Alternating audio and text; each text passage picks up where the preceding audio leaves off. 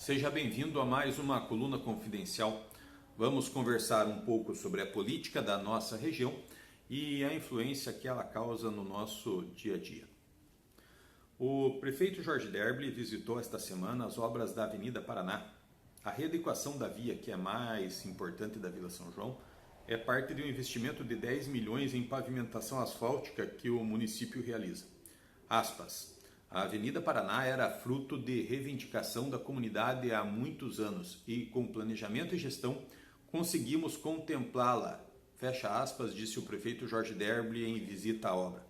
Segundo ele, um conjunto de obras está mudando a realidade da Vila São João e a readequação da avenida foi apenas uma consequência do trabalho. Quando ele fala isso, um dos mais grandiosos investimentos é o parque que está às margens da PR-153, que vai dar um novo cartão postal à região da Vila São João. E o deputado e secretário de Infraestrutura e Logística, Sandro Alex, acompanhado do chefe do DR, o Fernando Furiati, e de engenheiros aqui de Irati, fizeram uma vistoria nas obras da PR-364. Mesmo com os atrasos que a Covid-19 trouxe, as obras não pararam, mas também não estão no ritmo tão ágil quanto o cronograma exige. Sandro disse que fazer a fiscalização em loco possibilita inteirar-se tanto das dificuldades como dos avanços de uma obra, podendo assim dar uma resposta mais ágil à população. Ele confirmou os investimentos na estrada que há pouco foi estadualizada entre o Marmeleiro e a Rebouças, que deverão acontecer com a economia da licitação do trecho que liga Irati a São Mateus do Sul. Em torno de 30% foi a economia na licitação. Quem acompanhou o secretário lá na visita foi Emiliano Gomes e Amanda Grishinski. E falando ainda de Irati, o vereador Rogério Kuhn, do PV, apresentou na Câmara um projeto de lei que normatiza e instrui como deverão ocorrer as transições após as eleições municipais, principalmente na questão do executivo. Segundo o vereador, este é um passo importante para a gestão que entra no executivo em um mandato. Ter de forma clara as informações possibilita que não haja desculpas de uma nova gestão que prejudiquem o bom andamento da administração. A lei que está tramitando pela Câmara terá validade apenas para os próximos pleitos do ano de 2024, que será a próxima transição. Mas em Guamiranga, uma lei similar a esta já existe e ela foi criada pelo próprio prefeito da gestão atual, o senhor Ângelo Machado, que institui e normatiza a transição da administração. Ela foi uma iniciativa do prefeito que, com a visão de deixar mais transparente a transição, propôs no início do seu mandato uma lei com tais regras. Lá, o município já trabalha com simulações administrativas e contábeis para que, assim que se tenha o resultado das eleições, independente de quem a ganhe, já possa se iniciar um processo de transição e também do fechamento do mandato. Parece que, em breve, algo similar pela proposta do vereador Rogério Kuhn estará acontecendo em Irati. Com certeza é um avanço. E conta-se pelas bocas de Matildes, falando em PV, que o PSD e o PV conversaram esta semana aqui em Irati. A bancada na Câmara do PV, que é composta de 4 vereadores, dentre os quais 2 com pretensões mais expressivas, o próprio Hélio de Mello e o presidente Ney Cabral, além do presidente da legenda, o Dagoberto Vaidzi, que estiveram na reunião. O casal Smolka e Emiliano Gomes e Amanda Grishinski representaram o PSD.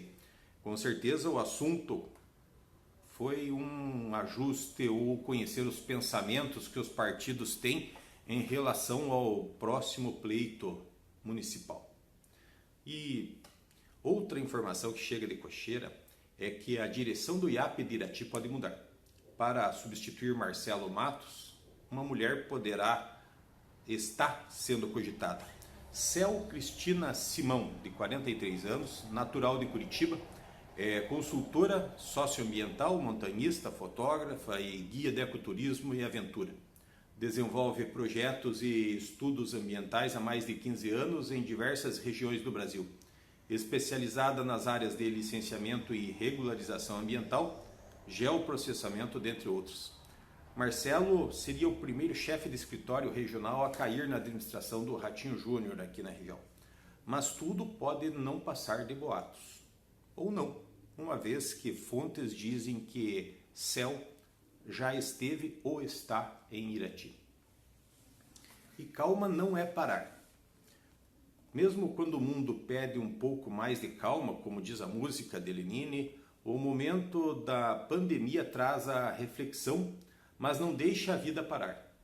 Ainda mais agora que o Congresso Nacional está definindo a data das próximas eleições.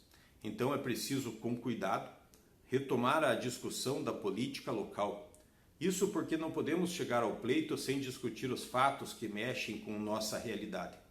Ter calma é desacelerar, mas não é parar.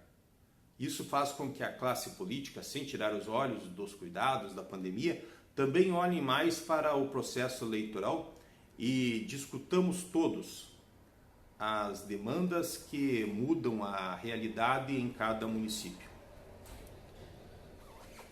E um exemplo dessa reflexão é o próprio município de Inácio Martins, que tem um mexe e remexe danado. Um dos casos lá em Inácio é que tem seu quadro mudando a cada pouco.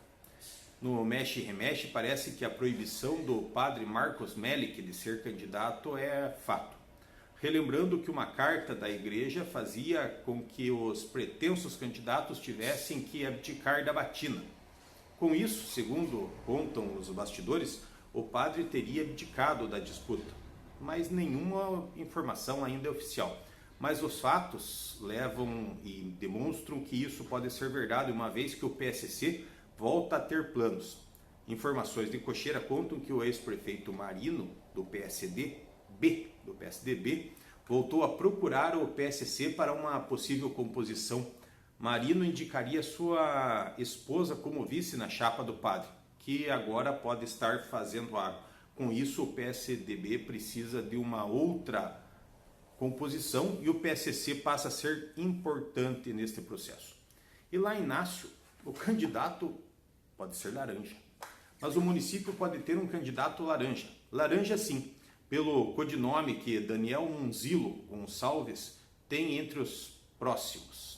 O fato é tanto que no WhatsApp do Daniel a fruta é colocada como um símbolo, mas a forma carinhosa ou irreverente de nominá-lo não muda o fato que Monzilo, segundo os mais próximos o laranja, pode ser o nome do PSC que concorra a prefeito em Inácio Martins. Nome novo, não disputou cargos eletivos e de atuação na comunidade, uma atuação forte na comunidade, ainda entra na família do prefeito Júnior Benato para a disputa, uma vez que Monzilo é primo do alcaide. Monzilo pode ter o apelido de laranja, mas não é de amarelar, segundo contam os próximos dele. A disputa lá em Inácio sempre promete. E vamos falar das novas datas para a próxima eleição. Então, o Congresso Nacional deve aprovar nos próximos dias, uma vez que já passou pelo Senado, e escolheu como 15 de agosto e 29 do mesmo mês as datas do primeiro e segundo turno das eleições. Para nós aqui na Terrinha, é a primeira data que tem relevância, de 15 de novembro. É a partir desta data que teremos os novos e velhos gestores sendo determinados a continuar ou não nos cargos. Mas as mudanças alteram as datas, mas não reformam o quadro político. As mudanças acontecem proporcionalmente ao prazo que será postergado.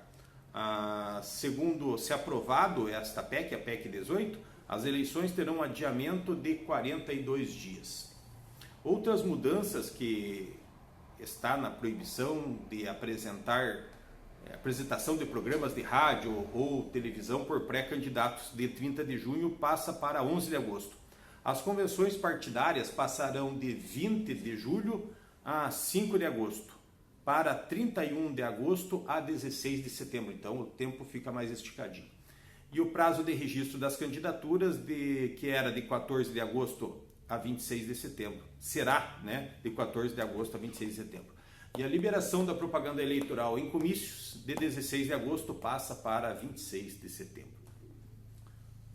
E uma novidade que esta PEC ela traz é a permissão da convenção virtual.